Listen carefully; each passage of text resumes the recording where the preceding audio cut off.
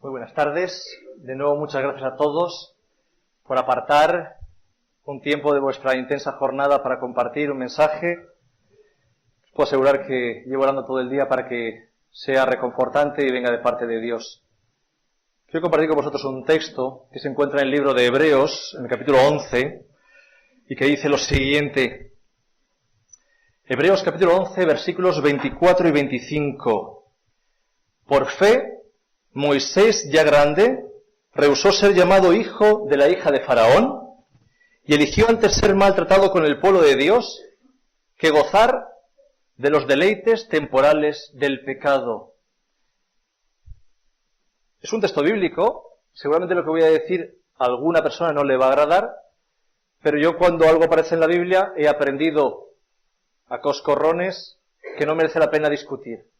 El texto bíblico dice que cuando Moisés ya era grande, decidió antes rehusar los privilegios de vivir en el palacio del faraón de Egipto y padecer con el pueblo de Dios antes que disfrutar de las delicias temporales del pecado.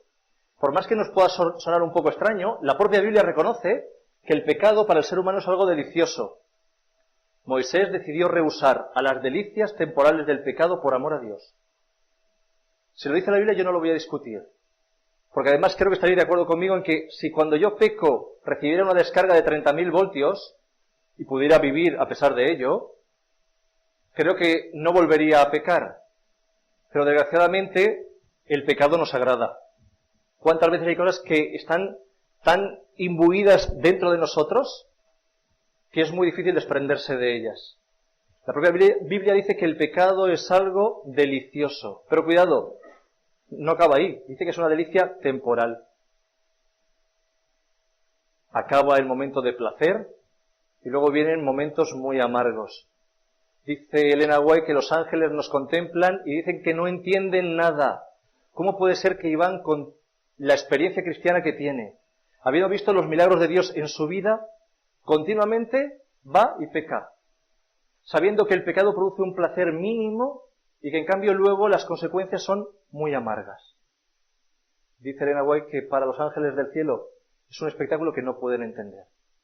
¿Cómo serán los seres humanos que por un mínimo de placer, de delicia temporal, luego padecen a veces por toda su vida? Yo deseo que desde el principio la adolescencia y la juventud fueran dos etapas realmente hermosísimas, llenas de experiencias intensas y gratificantes para el protagonista. Dios nunca deseó que se manipularan sus palabras, pero Satanás ha conseguido manipular las palabras de Dios y que además, incluso siendo cristianos, nos las creamos. Lo prodigioso de Satanás es que cuando uno analiza su forma de trabajar, su ingenio reside en que él no crea nunca nada nuevo. Satanás toma lo que Dios crea, se encarga de deformarlo, de deteriorarlo, de llenarlo de basura y luego entregármelo muy bien envuelto, pareciendo que lo que me entrega es espectacular. Y cuando estoy con el regalo en las manos y abro el envoltorio, me encuentro con que no hay más que basura. Y esa basura explota. Y me salpica a mí y a los que hay a mi alrededor. Dios pensó en que la adolescencia y la juventud debían ser etapas que nos llevarían, nos conducirían a la madurez, donde el ser humano estaría lleno de las posibilidades y cualidades que Dios deseaba para el ser humano. Aunque no sabemos con qué edad creó Dios a Adán y Eva, no eran adolescentes, los creó ya maduros. El diablo ha conseguido hacernos creer que el objetivo de cualquier ser humano es permanecer en la adolescencia. La Biblia dice en el libro de Eclesiastés que la adolescencia es una etapa estúpida de la vida que afortunadamente se supera. Como no soy adolescente, pero recuerdo mi adolescencia, tristemente debo reconocer que Dios tiene razón. Es una etapa bastante tonta que gracias a Dios se puede superar. Pero el diablo tiene mucho interés en que ni tú ni yo superemos la etapa de la adolescencia. ¿Por qué razón? Dice el libro de Eclesiastés que la adolescencia se caracteriza por un adjetivo: la vanidad. Satanás no desea en ningún momento que disfrutemos de las cosas positivas que Jesús ha preparado para esta etapa de la vida, que también las ha preparado, sino que el diablo desea que tú y yo desarrollemos en nuestra etapa de adolescentes y de jóvenes todo lo posible la vanidad. Esa vanidad propia de la juventud y de la adolescencia, esa vanidad que se manifiesta en creerse fuerte, casi todopoderoso. A mí no me puede ocurrir nunca nada malo, solo enferma el viejo, porque yo soy casi invencible. Uno no llega a valorar la posibilidad de la debilidad y especialmente llegamos a creernos la mentira de vivir sin responsabilidades, sin sentimientos de culpa por nada. Pensamos que nuestros actos no tienen consecuencias y desarrollamos un gran egocentrismo, o sea, que casi todo gira en torno a mí y a mis gustos. Pero esto, ¿sabéis? Yo como pastor lo veo muchas veces incluso en padres dentro de la iglesia, que tienen 40 o 50 años pero no han superado la etapa de la adolescencia. Ahora quiero dirigirme a los padres, ¿sabéis? La adolescencia es una etapa complicada para los chicos y también para los padres. Ninguno nacemos con un manual de instrucciones y de repente un día nos despertamos con que el día anterior mi hijo era cariñoso, era tierno y obediente y hoy de repente se le cruzó el cable, pero no se le cruzó hoy. Los próximos 8 años serán así. Y es complicado. A veces muy complicado. Pero sabéis, la etapa de la adolescencia hay que pasarla en el momento de la adolescencia. Me he encontrado con muchas experiencias donde chicos no vivieron su adolescencia y de repente la adolescencia se vive a los 40 o 50 años. Y es mucho peor. Porque se rompen los hogares y las estupideces que se cometen en la juventud, que son graves y sería mejor que no se produjeran. Pero siempre serán generalmente de menor calado que cuando uno tiene 40 o 50 años. La adolescencia siempre se va a pasar, con mayor o menor intensidad, pero lo ideal es que se produzca en el momento que Dios diseñó para ello. Hoy en día muchos jóvenes creen que nadie tiene derecho a hacerles ninguna observación, porque Satanás ha vendido muy bien una gran mentira y es que yo con mi vida hago lo que quiero. ¿La habéis oído alguna vez? ¿La habéis pronunciado alguna vez? Nadie tiene derecho a meterse en mi vida. Hoy vivimos con ese lema. Tú puedes hacer con tu vida lo que quieras. Yo soy libre para actuar como deseo. Nadie tiene por qué decirme absolutamente nada.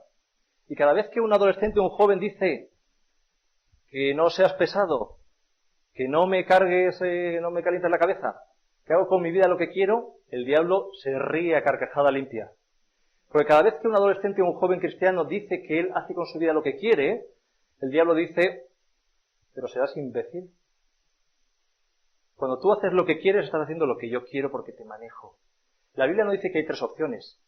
O estás con Dios, o estás con el diablo, o haces lo que quieres. No. O estás con el Señor, o hacer lo que quieres es hacer lo que quiere el diablo. Alguno de vosotros tal vez ahora no lo entienda, pero pasará el tiempo y lo entenderéis. Es todo cuestión de experiencia. Superar esta etapa estúpida que dice el libro de Eclesiastés, que es la adolescencia, y entenderéis por qué era así. ¿Sabéis? Quiero contaros una experiencia. En ese momento me encargaba de pastorear a 200 jóvenes. Hacía muy poco tiempo que había empezado a trabajar en ese distrito y me sentía especialmente ilusionado.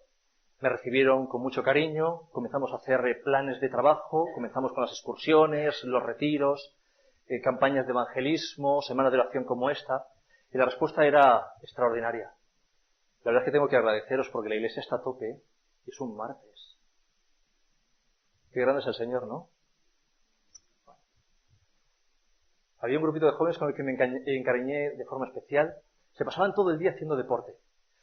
De una forma especial me fijé en uno de ellos. Era un chaval que tenía un rostro así como muy amable, como muy bondadoso, y hay veces que, no sabes por qué, pero un rostro te produce un magnetismo especial. Recuerdo que pasaron un par de meses y alguien me dijo, Iván, este joven está consumiendo drogas. Me sentí fatal, porque yo tengo una característica, es que me encariño muy rápidamente con la gente y me encariño de corazón. Y tengo un defecto, y es que sufro mucho los problemas. Sé que mis problemas son míos hasta el momento en el que me arrodillo y se los cuento al Señor. En ese momento ya no es mi problema, es el problema de Dios. Pero aún y con todo, me sentí mal. Estuve orando y el día siguiente decidí ir a visitar a este joven. Aunque nos caíamos, yo creo que bien, no aceptó bien mi visita. Su joven, además era muy extraño, se pasaba toda la semana haciendo 2 cosas. O en el gimnasio haciendo deporte, tenía un físico espectacular, o estudiando. Y era un buen estudiante. Hablé con él, con todo el cariño, le dije, mira, alguien me ha dicho que estás consumiendo drogas. Quiero que volverte a decir lo que te dije hace unos días. Para mí eres muy importante, te aprecio mucho y me siento triste por esto. Me gustaría poder ayudarte. quiero que vengas a casa a cenar, podemos conversar. Pero me di cuenta que su actitud no era como yo esperaba. Yo esperaba que, como en otras ocasiones, el chico hubiera respondido bien, pero él eludió el tema, negó todo lo que estaba ocurriendo, y yo finalmente pensé que lo que me habían contado era un rumor falso. Marché. Seguí con mi trabajo cotidiano, pero pocas semanas después me dijeron, Iván, que la cosa es más grave, no solamente él, sino los otros 3 chicos que van con él. Así que decidí visitarles. Estaban todos en la habitación. Y volví a hablarles después de haber orado, os puedo asegurar, arrodillado, con lágrimas en los ojos, pidiendo al Señor que por favor me ayudara. Y hablé con todo el cariño posible que Dios me da. Pero no tuve éxito. Fracasé. No tuve la habilidad, o no se dieron las circunstancias para que yo pudiera llegar al corazón de esos jóvenes. Fue imposible llegar a ellos. 2 o 3 semanas después me llamaron de la dirección de la universidad para decirme que esos jóvenes habían sido expulsados porque los habían pillado con drogas.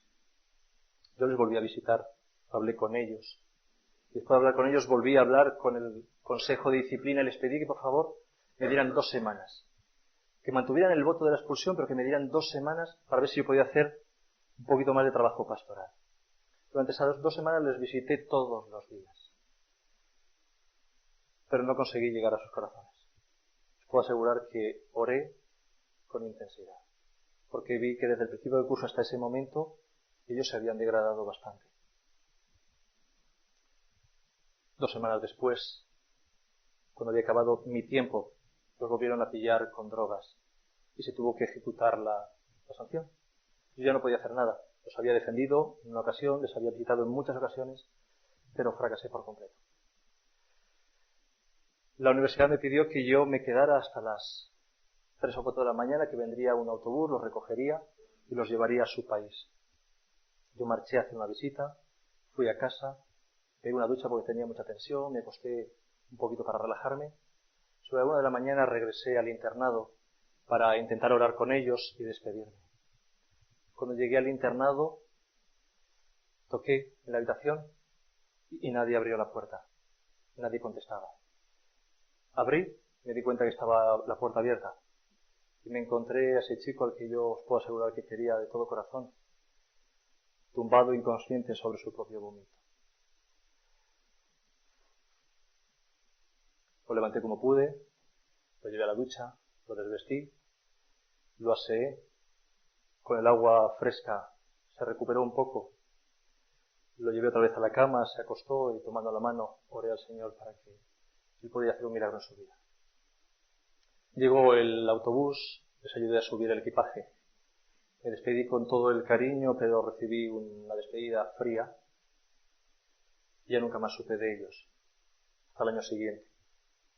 Yo me encontraba ya muy lejos y un joven de esa universidad me enviaba de vez en cuando alguna carta para contarme cómo estaban los chicos. Me dijo, Iván, ¿te acuerdas de este joven? Murió la semana pasada. Ese joven tenía un futuro extraordinario por delante. Tenía un rostro bondadoso, era una buena persona, tenía un buen físico y era inteligente. Os puedo asegurar que oré con todo mi corazón. Puedo asegurar que hice lo humanamente posible para llegar a él, pero fracasé.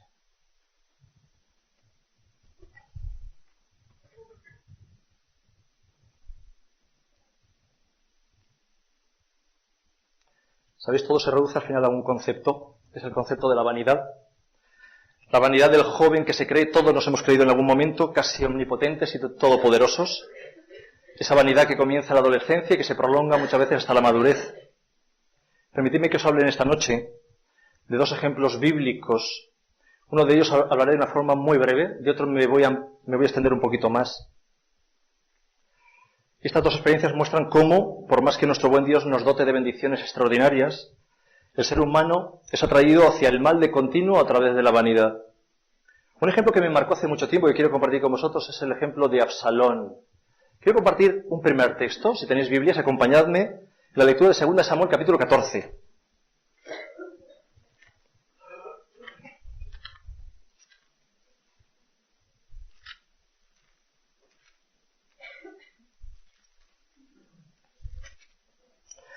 Segunda de Samuel capítulo 14 versículos 25 y 26 dice lo siguiente: en todo Israel no había un joven que estuviera más bueno que Absalón.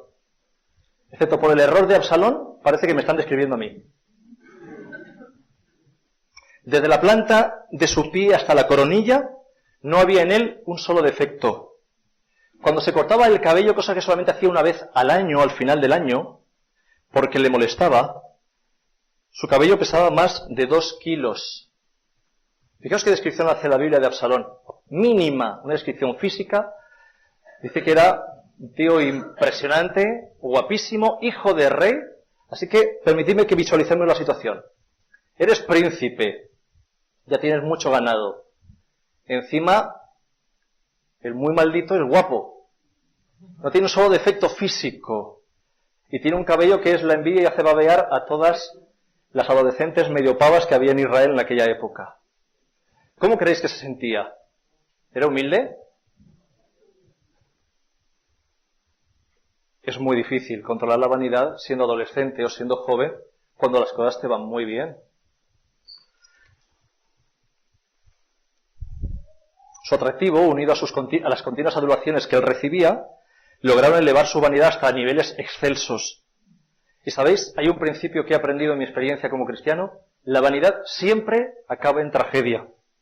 Y la tragedia puede manifestarse en un caso de infidelidad hacia la persona que realmente te ama, tal vez porque pienses que tú tienes más valor que esa persona, o porque esa persona no te merece. Y la vanidad te lleva a buscar su desarrollo en unos brazos que no son los que el Señor buscó para ti. ¿Sabéis? La infidelidad no solamente se produce en el matrimonio, también se produce en el noviazgo, cuando tú tienes una relación estable, pero mantienes al mismo tiempo una segunda o una tercera relación. Y también se producen infidelidades cuando tú no estás ni siquiera de novio, pero llegas a un campamento y ves a una chavalina en condiciones y dices, bueno, salir con ella no, porque total, yo vivo en Bilbao, ella vive en Cádiz, pero esta me la enrollo yo. Eso es una infidelidad a los principios de Dios. Últimamente se ha degradado tanto el tema de las relaciones de pareja que parece incluso que cuando un chico de 13 o 14 años está abrazando a una chica a la que no quiere, pero con la que se lo está pasando bien, es un machote. Pero no nos damos cuenta que la mayor parte de las infidelidades que yo tengo que atender como pastor de matrimonios de edad ya madura, os puedo asegurar que cuando empiezo a trabajar con el hogar y me cuentan cómo es su vida, lo primero que les pregunto es cómo eran en sus relaciones con el sexo contrario de adolescentes. La mayor parte de las relaciones de infidelidad que yo conozco se gestaron en la adolescencia.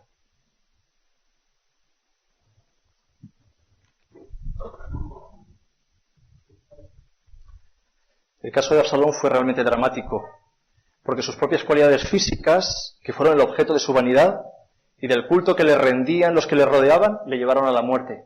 Permitidme un segundo texto sobre Absalón. Segunda de Samuel, capítulo 18, versículo 9.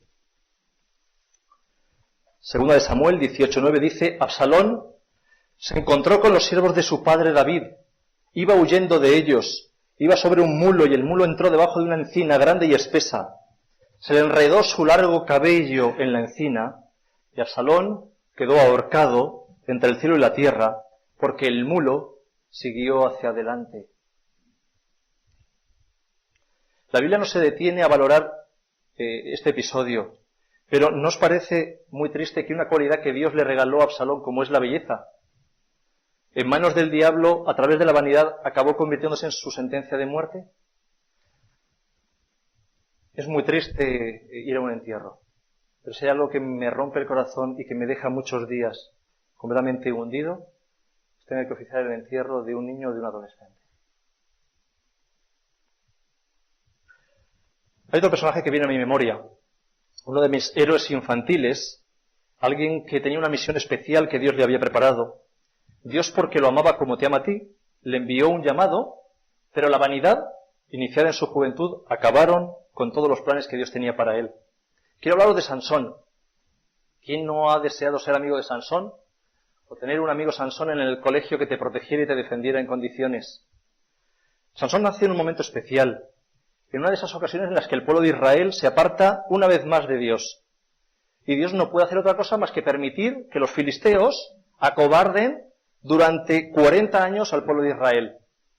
En ese pueblo hay un matrimonio que respeta a Dios de corazón y que lleva mucho tiempo reclamando a Dios un hijo muy amado y que desean con locura.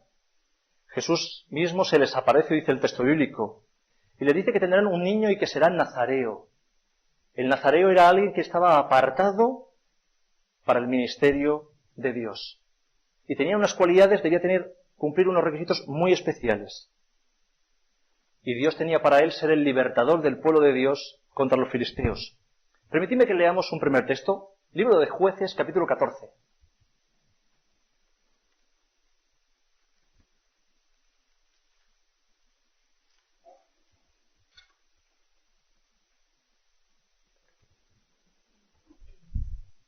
Versículos del 1 al 3. Un día, Sansón descendió a Timna y vio allí una mujer, una chica filistea. Cuando volvió a su casa dijo a su padre y a su madre: vi en Timna una chica filistea, así que quiero que hagáis los preparativos porque me voy a casar con ella. Los padres le dijeron: pero vamos a ver, ¿no hay más mujeres entre los de nuestro pueblo, alguna chica cristiana, para que vayas a tomar una esposa de entre los filisteos que no aman a Dios? Sansón respondió: tómamela, porque esta me gusta. La verdad es que el hombre que Dios escoge demuestra tener una madurez espectacular. Imagínate que mañana por la mañana sales de casa para ir al instituto o al trabajo y te encuentras con una chavalina del barrio a la que no has visto nunca, pero dices: vaya bombón.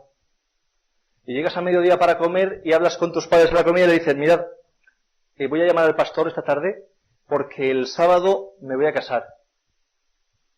Tus padres alucinando. Pero vamos a ver, ¿y tú desde cuándo tienes novia? Yo, desde esta mañana.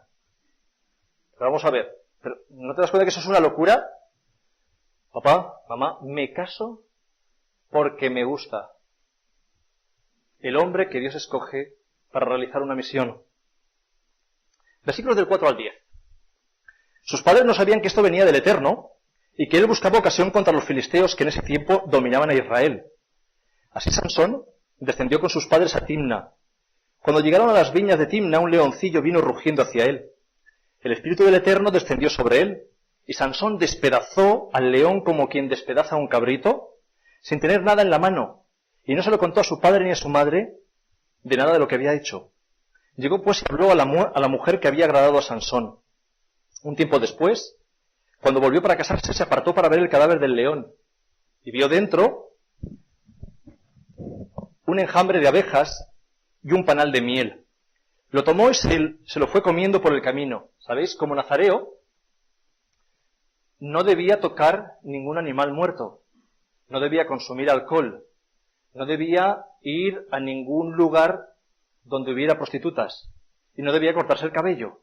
Eran diferentes requisitos que Dios había establecido para los nazareos, porque era un hombre que tenía una misión especial que cumplir. Lo primero que va a hacer es escoger una esposa que no le corresponde. Lo segundo que hace organizando la boda es comer la miel de un animal muerto, cosa que él sabe que tiene prohibida. Podéis decir, son pequeños detalles, sí, pero los pequeños detalles conforman el carácter de los grandes hombres. Los pequeños detalles conforman que uno llegue a ser un buen cristiano, y pequeños detalles que nos separan de Dios acaban por destruir toda una relación con Dios. Cuando se encontró con su padre y con su madre, les dio también a ellos y comieron, pero no les contó que lo había tomado del cuerpo del león.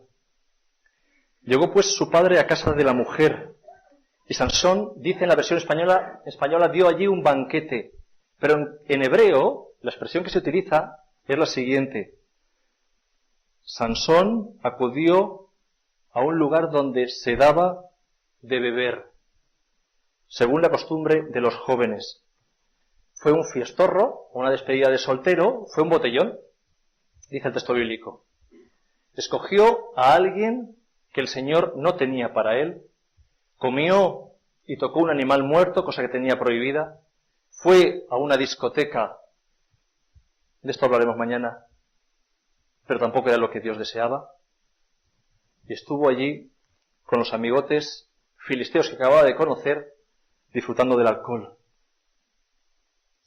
Indudablemente Sansón se dejó llevar por los impulsos de su corazón y por todo aquello que le agradaba a su vista. Pero tristemente no recordaba que en esta vida todo tiene consecuencias y que algún día Dios va a valorar todo aquello que hayamos hecho. Y lo va a valorar para aprobarlo o para rechazarlo. Dice el versículo 9 que Sansón tomó en sus manos el panal. Estaba violando por completo lo que él había aprendido de niño. ¿Sabéis? Cuando habla aquí en el versículo 10 de que Sansón fue para beber, ¿sabéis cuánto duraba la fiesta? Era una orgía que duraba 7 días. Toda una semana. O sea que las cosas que vemos hoy en día tampoco son nuevas. Son tan tristes como en la antigüedad. Sansón participó de una orgía de alcohol y sexo durante 7 días. Desgraciadamente, Sansón había dado un paso más para unirse con las costumbres del pueblo filisteo, y no lo dudéis, después del primer paso, los siguientes son siempre mucho más fáciles. En todo excepto en lo del cabello largo, tomó muy a la ligera su compromiso con Dios. Vaya, que se lo saltó por completo. Y no se cortó el pelo, estoy convencido que no por agradar a Dios, sino porque estaba atractivo y ligaba más. Versículos del 11 en adelante. Cuando lo vieron, tomaron 30 compañeros para que estuvieran con él. Y Sansón les dijo, os propondré un enigma. Si en los 7 días del banquete lo descifráis, os daré 30 túnicas y 30 vestidos. Pero si no lo podéis declarar, vosotros me daréis a mí 30 túnicas y 30 vestidos. Ellos dijeron, dinos el enigma. Entonces Sansón les dijo, del devorador salió comida y del fuerte salió dulzura. Y durante los 3 primeros días de la fiesta, de esos 7 días que duraba, no pudieron dar la solución. Pero al 4º día dijeron a la esposa de Sansón, induce a tu esposo a que nos declare el enigma, para que no te quememos a ti y a la casa de tu padre. Y la esposa de Sansón lloró delante de él y le dijo, no me amas, solo me aborreces, porque no me quieres contar la solución de tu enigma. Y él respondió, ni a mi padre ni a mi madre se lo he contado, así que te lo voy a contar a ti, bonita. Y ella siguió llorando durante los 7 días de la fiesta delante de Sansón. Al 7º día, Sansón ya no tenía más fuerzas para aguantar a una mujer que está llorando y le declaró lo que había ocurrido. Antes de la puesta de sol, llegaron los filisteos. ¿Qué cosa más dulce que la miel? ¿Y qué cosa más fuerte que el león? Y él respondió, si no hubieseis arado con mi novilla, si no hubieseis estado confabulados con mi esposa, jamás hubierais descubierto el enigma. Entonces Dios, el Espíritu de Dios llegó sobre Sansón, descendió a Ascalón, mató a 30 filisteos, tomó sus despojos y los dio a los que habían explicado el enigma, y encendido de enojo se fue a su casa. Y la esposa de Sansón fue dada al compañero que lo había atendido durante la boda. No me diréis que esta no es una historia romántica. Es tremenda. Te levantas por la mañana, paseas por Bilbao, te encuentras con una churri que está bien buena, llegas a casa y dices a tus padres que te organicen la boda porque que el corazón se te sale de emoción. Y la conoces de apenas un breve encuentro. Y no tienes nada en común con ella, pero ella te ama de corazón. Tanto que en la propia luna de miel te engaña. No me diréis que no es bonito eso. Cuidado con las relaciones de noviazgo. Cuando Dios no está en ellas, no van a funcionar. Mirad, una relación de noviazgo, una relación de matrimonio donde Dios está en medio, es muy difícil que funcione. ¿Lo habéis oído bien? Estando Dios en medio de la relación, es muy difícil que funcione. Pero cuando Dios no está, es imposible. Y si no, el tiempo. Igual puedes estar pensando, bueno, pues yo hace tiempo que no oro, no he orado nunca con mi novia, no hacemos la escuela sabática, no vamos a la iglesia, no hablamos con Dios, y nos va bien. Al tiempo. Todo es cuestión de tiempo. No hay un solo libro más científico que la Biblia. En mi experiencia como pastor, en el 100% de los casos, siempre se cumple lo que dice la Biblia. Si tú buscas al Señor de corazón, aunque las cosas te vayan mal, al final sonreirás. Y aunque ahora todo te vaya muy bien, si no está el Señor a tu lado, será cuestión de tiempo, pero arruinarás tu vida. Esto es lo que le ocurrió a Sansón. Durante mucho tiempo eludió por completo la relación con Dios. el líder que Dios necesita, y acaba divorciado, cometiendo un asesinato que se podría haber eludido o podría haber sido de otra forma. Una semana está casado. Lo que mal empieza, mal acaba. Si la esposa ya lo engaña en la luna de miel, pero Dios a pesar de todo lo ama y lo ilumina, y Sansón abandona a su esposa y regresa junto a sus padres. Pero sabemos cómo acabó la historia. El suegro le dio su esposa a otro hombre. Sansón no abandonó a su esposa porque estuviera arrepentido, ni porque hubiera reconocido que Dios tenía un plan mucho mejor para él. Dice el texto bíblico que lo hizo lleno de rencor hacia ella, por eso la abandona. Pero sus deseos le llevaron a volver a buscar otra mujer. ¿Sabéis? Las consecuencias de nuestros errores no son proporcionales al error. La mayor parte de las veces el diablo se cobra su precio y muchas veces las consecuencias de nuestros errores son mucho más grandes que el propio error. Ojalá no tengas que experimentarlo. Pero si los ejemplos bíblicos no te son suficientes y la vida de la gente que te rodea y algunos que ves que tienen éxito porque están al lado de Dios y otros que ves que se están hundiendo porque hace tiempo que no están con el Señor, si crees que esos ejemplos no te sirven, no te preocupes. Porque el diablo está deseoso de esto mismo. Que lo cuestiones todo. Especialmente lo que tiene que ver con lo que Dios te ha regalado. Su amor a través de sus consejos. Y no lo dudéis, para el diablo va a ser un gustazo enseñaros en qué consiste la vida y en que también para ti hay reservadas experiencias tan amargas como las que el diablo preparó para Sansón. Dice el libro de Jueces que Sansón dirigió de una forma patética el pueblo de Israel durante 20 años. Pero dice que se degradó muchísimo moralmente. En el capítulo 16, versículo 1 se nos dice que un día Sansón fue a Gaza y vio allí a una ramera, entró en su casa y se acostó con ella. Estaba aburrido, no sabía qué hacer, y ya que la vio, pues ya aprovechó. El hombre que tiene que dirigir al pueblo de Dios. O dicho de otro modo, llegó el fin de semana, cuando acabó la predicación del viernes, se fue a la discoteca y se acostó con la primera que pilló en la discoteca. Hace unas semanas, era un lunes. Los lunes voy tarde al colegio. Estaba trabajando en el despacho. Me llamó un joven de 19 años que se puso a llorar. Me dijo: Iván, necesito que vengas a casa, tengo que hablar contigo. Muy bien, pero ¿qué te pasa? No te voy a contar ahora, ven a casa pronto, por favor. Así que rápidamente cogí el coche, fui a su casa. Cuando llegué, se me echó al cuello, me dio un abrazo, se puso a llorar. Nos sentamos en el salón. Cuando se relajó un poco me dijo: Iván, me siento fatal. ¿Recuerdas que el viernes predicaste en la iglesia? Sí.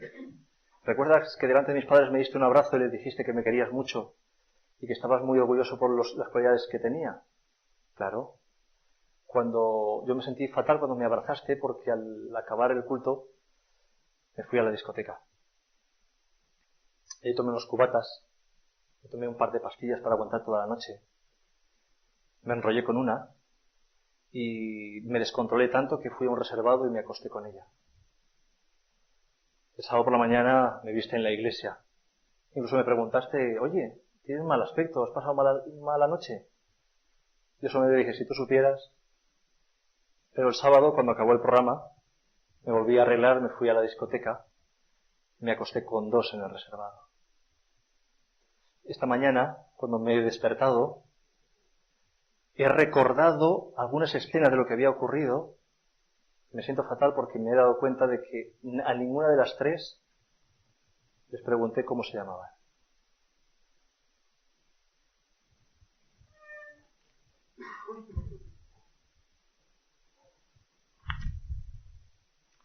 Siempre un paso equivocado nos lleva al siguiente.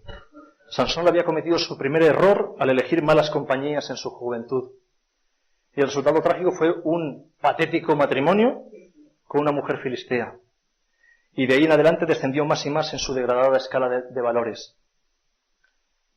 Sigue diciendo el texto bíblico que posteriormente se enamoró de otra filistea, de una mujer del valle de Sorek llamada Dalila. También amor verdadero. Sansón siguió sin buscar a Dios y siguió dejándose guiar por los caminos de su corazón y de sus ojos. Y cuando Dalila fue sobornada para conseguir la clave de su fuerza, Dalila cambió su amor a Sansón por dinero. O sea, cambió nada, porque no sentía nada por Sansón, a cambio de 13 kilos de monedas de plata. ¿Sabéis cómo acaba la historia? Sansón acaba revelándolo, le cortan el cabello y le sacan los ojos.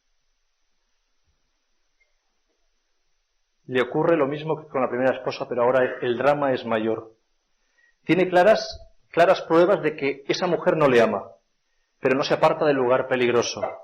Dios no le podrá ayudar por mucho tiempo si a pesar de sus advertencias no quiere salir del lugar del pecado. Pero él insiste, e insiste, y finalmente le cortan el cabello, lo detienen y le sacan los ojos. Hasta 3 oportunidades le dio el Señor para salvarse delante de Dalila, pero su vanidad, su belleza, su conocimiento y la belleza de Dalila, qué estúpido, ¿verdad? Ahora que conocemos el final de la historia, ¿no nos parece estúpido que se fijara en 2 mujeres tan bellas? Si el Señor analizara en público esta noche tu vida, ¿no dirías también, pero cómo puedo ser tan bobo?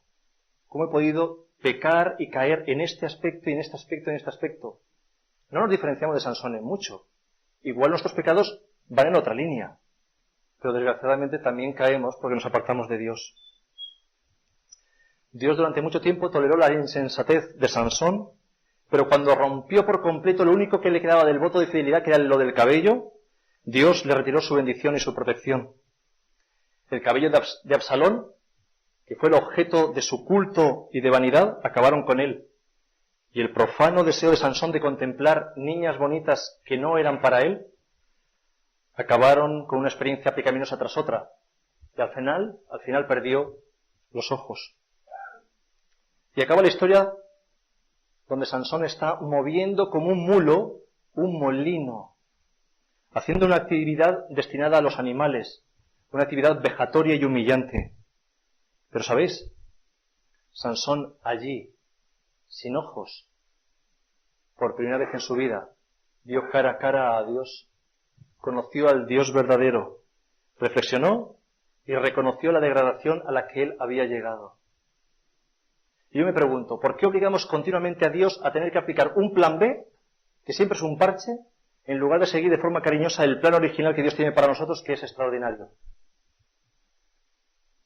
Qué pena, con las cualidades que tenía Absalón, y acabó muriendo por su vanidad.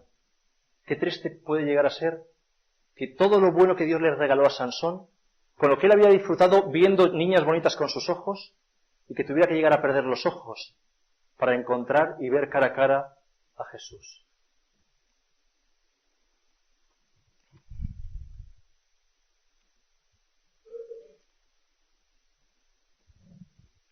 Quiero hablar un poquito de sexualidad en esta noche. Mirad, los últimos estudios que han caído en mis manos revelan lo siguiente. Hace un siglo, una chica tenía su primera regla hacia los 14-15 años y un chico tenía sus primeros cambios hormonales hacia los 16, ¿de acuerdo? Y era el momento en el que los chicos empezaban a fijarse en las chicas empezaban a fijarse en los chicos, 15-16 años. En ese momento iniciaban las relaciones de noviazgo que duraban 1 año y medio, 2 años, y a los 18 años se casaban. ¿De acuerdo? Con lo cual, soportar la tensión sexual durante 1 año y medio, 2 años es relativamente sencillo.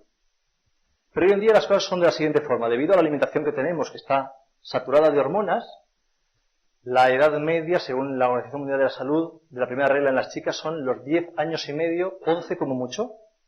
Y los chicos tienen los cambios hormonales hacia los 12 años como mucho. Pero hoy en día te casas a los 30.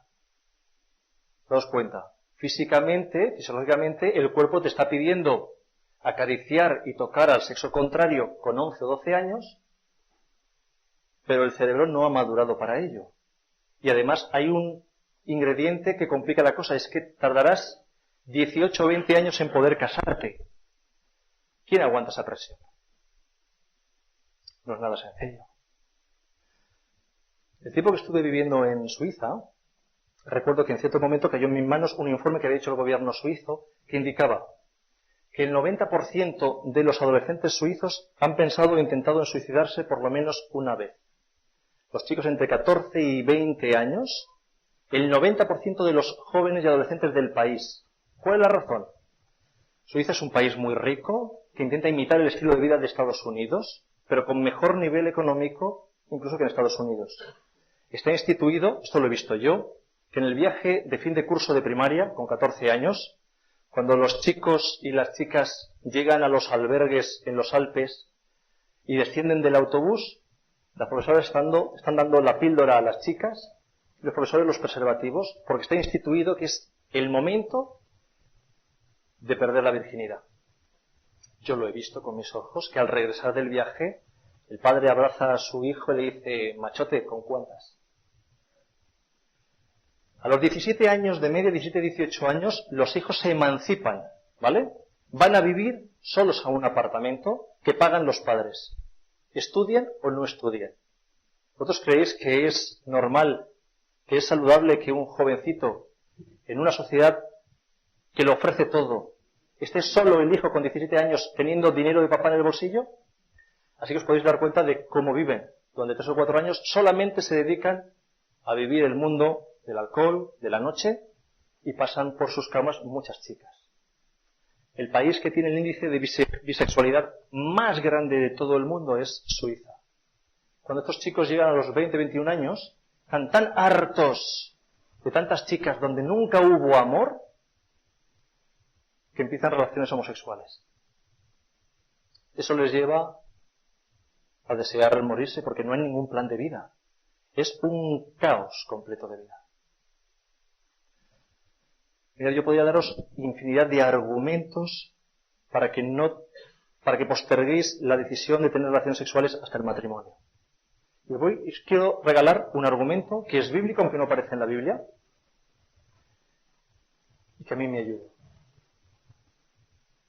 Recuerdo que quedaban unos meses para casarme.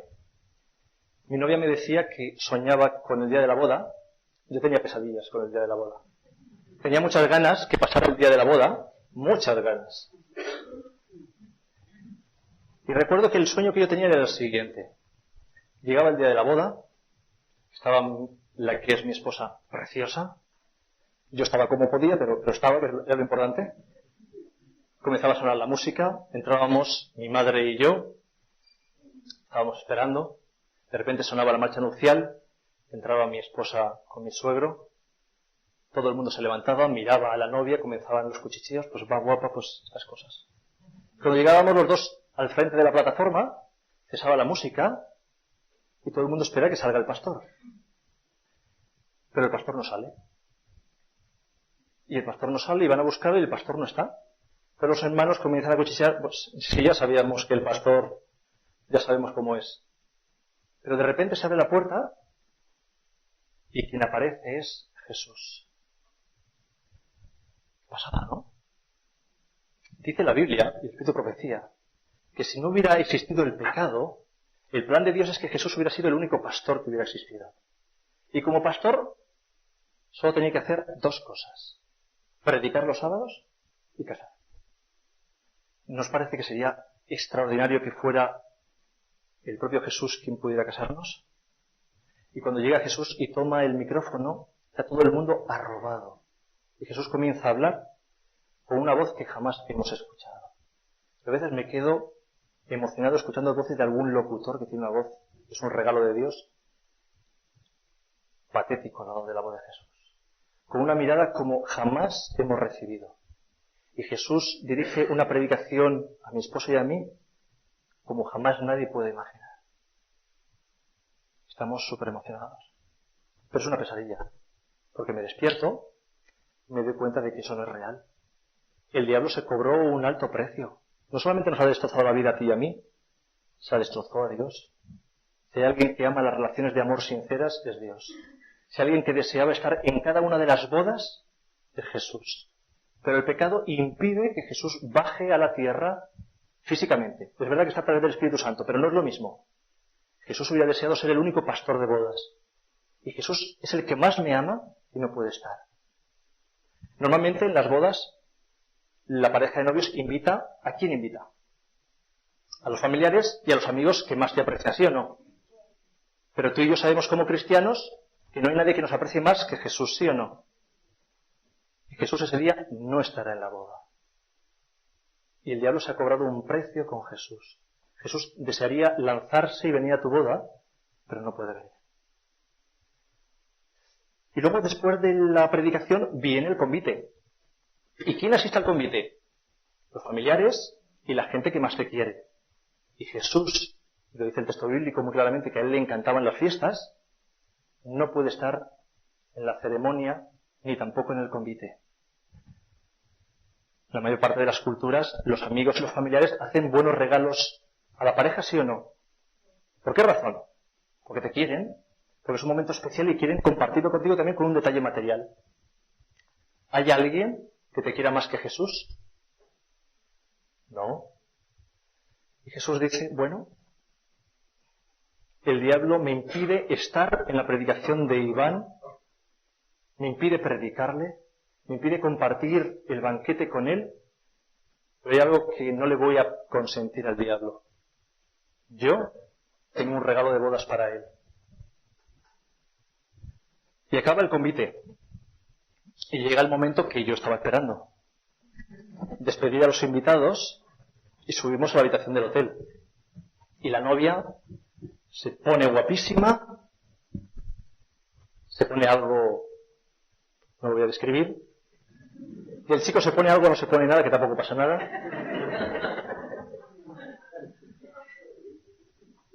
Y van juntos a la cama. Y en ese instante tú descubres el regalo de bodas de Jesús. Bueno, no es verdad. El regalo de bodas de Jesús lo descubres al día siguiente. Tú te despiertas antes que ella. Y ella es como un ángel, dormidita. Y la miras. Y te saltan las lágrimas y estás enamorado. Porque acabas de descubrir el regalo de bodas de Jesús. No es la sexualidad. Es esa persona que tiene sexualidad y que por amor compartirá contigo bellos momentos. En España, el día 6 de enero es el día que los padres hacen un regalo especial a los hijos, ¿sí o no? Es el día de Reyes. Se pueden dar regalos en cualquier otro día, pero el día de Reyes es un día especial, ¿sí o no? Igual aquí es el día 25, no lo sé. El día 6 de enero. Permitidme que sigamos el ejemplo, ¿vale? El 6 de enero. Imaginad que yo, a mi hija, el día 4 de enero, le regalo una muñeca preciosa. Ella jugará con esa muñeca desde el día 4 hasta que la reviente. Pero cuando llegue el día 6 y no tenga regalo, ella va a llorar. No me expliquéis por qué, porque el juguete es el mismo el día 4 que el 6. Pero está instituido que el día 6 los juguetes tienen un valor muy especial.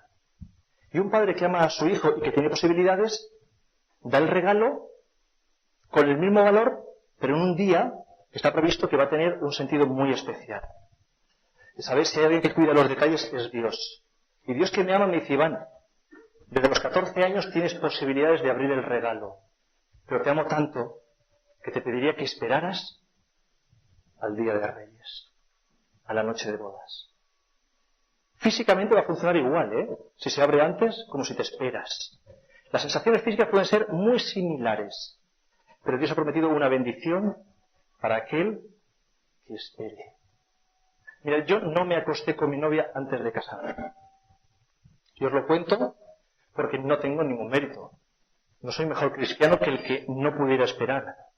Por 3 razones yo no me acosté con mi novia. Primero, porque yo estaba acabando mis estudios para pastor y entendía que debía esperar. Que si yo no...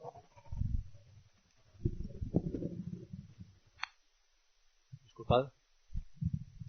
Entendía que era mejor esperar. Que si esperaba el Señor, aunque en ese momento no podía entenderlo, sería extraordinariamente mejor para mí. Además entendía que como pastor no debiera iniciar mi ministerio con algo así. En segundo lugar, porque mi esposa y yo amábamos sinceramente al Señor, con todos nuestros fallos, pero amábamos al Señor. Y tercero, porque el Señor obró milagros en algunos momentos enviando a sus ángeles para que las cosas no fueran más allá. Mirad, un cristiano no tiene un sistema hormonal diferente del que no lo es. Si por mí hubiera sido, me habría acostado con mi novia la segunda semana. Porque es que me gustaba. Todos funcionamos igual. de verdad. Pero Dios, cuando uno busca a Dios, las cosas siempre saben mucho mejor. No es lo mismo besar a una chica sin quererla que besar a una chica a la que amas. Y si además de amarle a ella, amas a Dios, te puedo asegurar que las cosas son muy diferentes. ¿Me permitís el último detalle? Cuando empezamos a salir, cuando yo tenía 15 años, mi único objetivo en la vida era besar a una chica. Yo me levantaba por la mañana, ¿con qué plan tienes para hoy? Pues besar a una chica. Como Dios lo sabía, y no era muy noble, Dios postergó mucho esa posibilidad. Pero cuando llegó el momento me di cuenta de que lo que había pasado por mi mente estaba al nivel de lo que yo acababa de probar. Que era una pasada. Mi primer beso lo di un 11 de noviembre, era un sábado. Yo había acabado de predicar, fuimos a dar un paseo por el campus del colegio de Sagunto, fuimos a una zona de montaña, y aunque era el mes de noviembre, y en principio tenía que hacer mucho frío, ese día Dios lo había preparado, fue un día muy romántico. El día estaba despejado, yo estaba buscando el momento para poder besarla, pero era muy tímido, pero digo, vamos a ver, tú serás tímido, pero esta oportunidad no se te escapa, chico. Así que después de no sé qué frases tontas, la miré, me abalancé tiernamente, y ella, que tampoco tenía mal gusto, pues se dejó besar. Yo había orado durante mucho tiempo para que ese momento fuera un momento especial.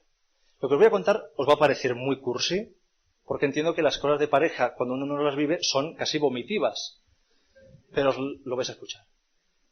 Después de besarla, nos miramos con esa cara de besuguitos que tienen los enamorados, miramos al cielo, y en ese instante cayó una estrella fugaz como nunca he visto.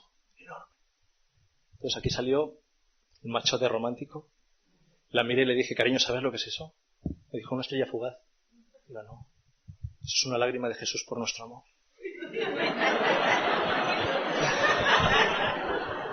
Nos fundimos en un beso y ya no recuerdo más.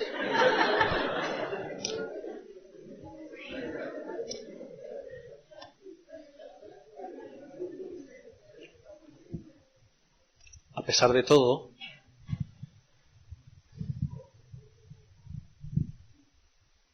¿puedo robar 2 minutos más?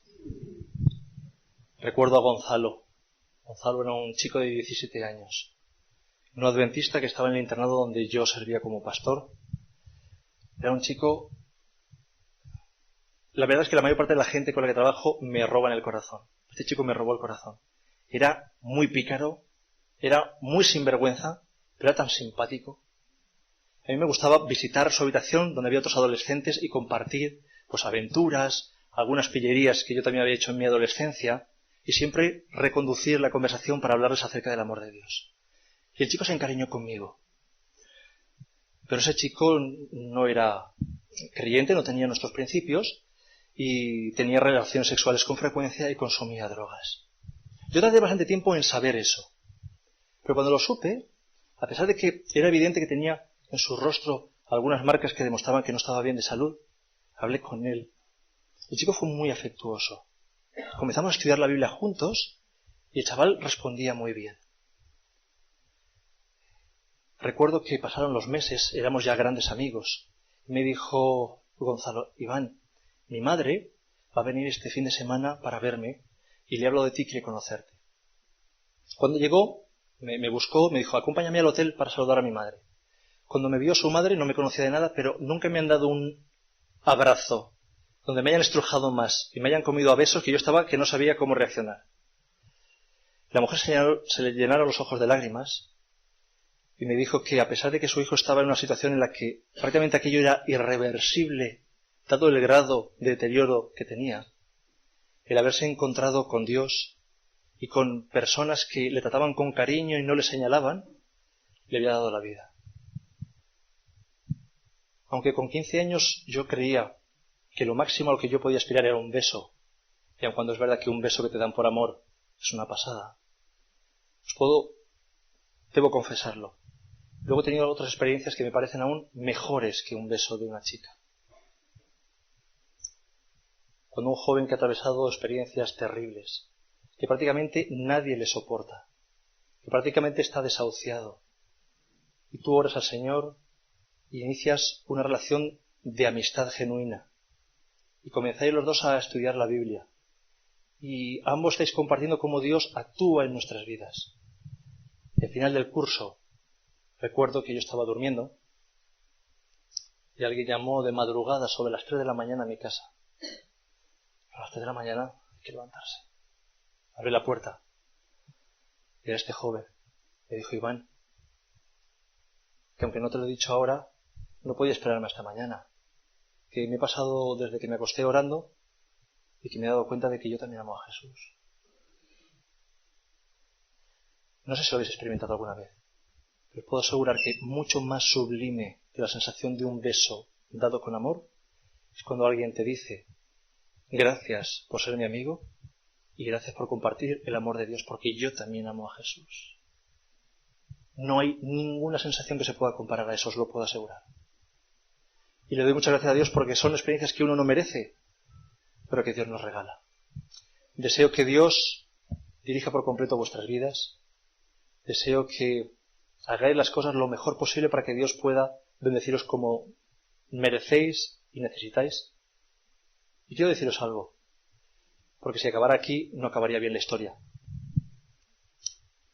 Si alguien abrió el regalo antes del día de la boda, ¿qué ocurre? Tenemos un Dios extraordinario que nos dice: mira, si tú amas al Señor y por la razón que sea abriste el regalo una vez o 20 veces, pero en esta noche que estás conociendo este mensaje te das cuenta de que Dios, cuando hace las cosas, las hace bien, ¿qué hay que hacer? Arrodillarse, hablar con el Señor, abrir el corazón, y el Señor se encargará de volver a cerrar el regalo. De aquí hasta que te cases, manténlo cerrado. Y entonces te puedo asegurar que la luna de miel y la noche de bodas será extraordinaria. Si no lo haces, la luna de miel, la noche de bodas será mucho menos que una noche cualquiera. Y tú mereces tener una noche extraordinaria. No desde el punto de vista técnico, desde el punto de vista de la relación con el Señor y con la persona a la que amas. Que Dios os bendiga. Mañana me gustaría que volvierais, porque el tema creo que también nos va a tocar el corazón. Espero que hoy lo haya podido hacer, porque vamos a encontrar un momento en la historia del universo donde Dios perdió la sonrisa.